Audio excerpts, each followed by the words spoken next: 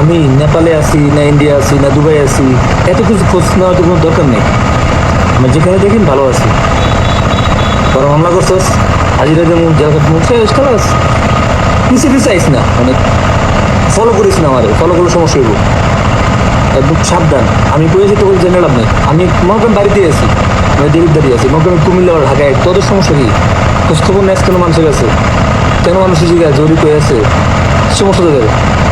হ্যাঁ, মানে শিক্ষা হয় নাই তোদের? 14 পুরুষ আমার নাম মনে।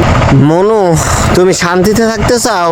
তুমি শান্তিতে থাকতে পারবা না। মানুষ মাইরা কখনো মানুষ শান্তিতে থাকা আরে না, বুঝছাও?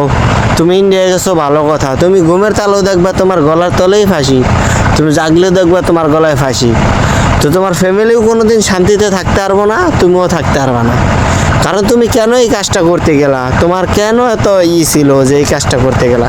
আজকে একটা নিষ্পাপ পান নিয়ে নিলা, তুমি কি কাজটাই না করছো? কি দরকার ছিল যে মানুষটারে গুলি করছো? সে তোমার কি করছিল? কি ক্ষতিটাই না করছিল? তুমি করতে পারবা?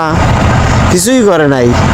তো যা করছো ভালোই করছো। তুমি শান্তিতে থাকতে চাও, কোনো দিনও আর তুমি শান্তিতে থাকতে পারবা না। হ্যাঁ, তুমি অশান্তি তুমি নিজেই আনছো ডাইকা। তুমি আল্লাহ বুঝো, প্রতিটা দিন ঘন্টা সেকেন্ড গুনবা, তুমি কবে তোমার ফাঁসি হবে এই দিন গুনা গুনবা। হয়তো তোমার ওখান থেকে আনাই হবে ইন্ডিয়ার থেকে, তুমি বুঝবা পরে কি হইতো।